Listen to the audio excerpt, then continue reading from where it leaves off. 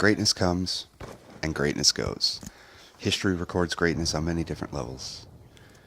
Sometimes you're forgotten to the sands of time, and sometimes you are written in the history books forever. What would you do with greatness? How would you handle having a certain amount of power? And in the YouTube world, greatness can come overnight. You can be at 50 subscribers one day and wake up the next day and be at 100,000 or 500,000.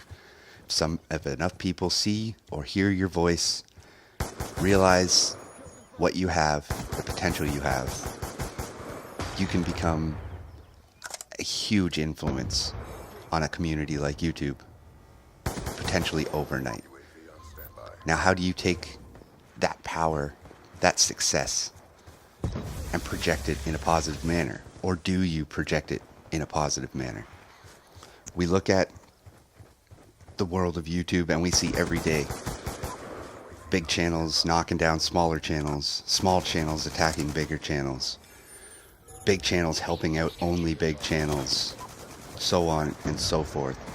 The word community is lost in everyday social standing or somebody's social rank or sub-count rank.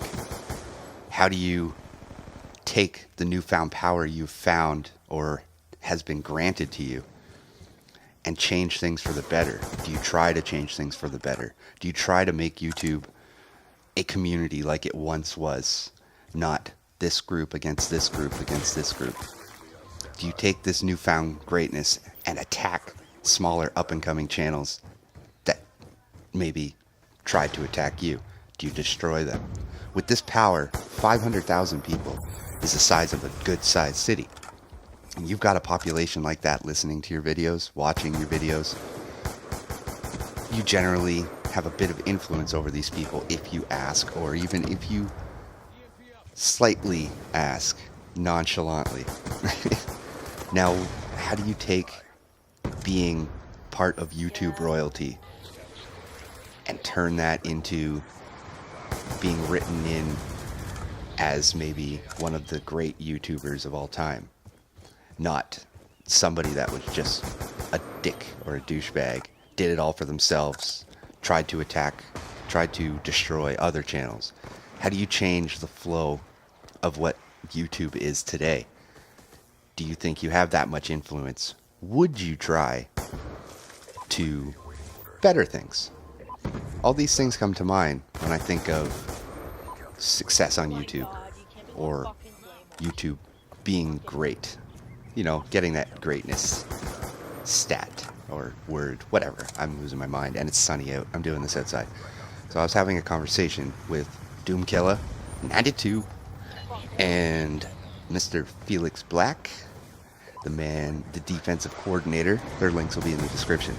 We were having a conversation last week about the status quo, how peers are not peers. Subcount is now the new word for peer. Blah, blah, blah. It was a great conversation. It would have been an awesome podcast, like Felix said. So, I mean, hopefully one day we'll actually maybe do something like that. Hint, hint.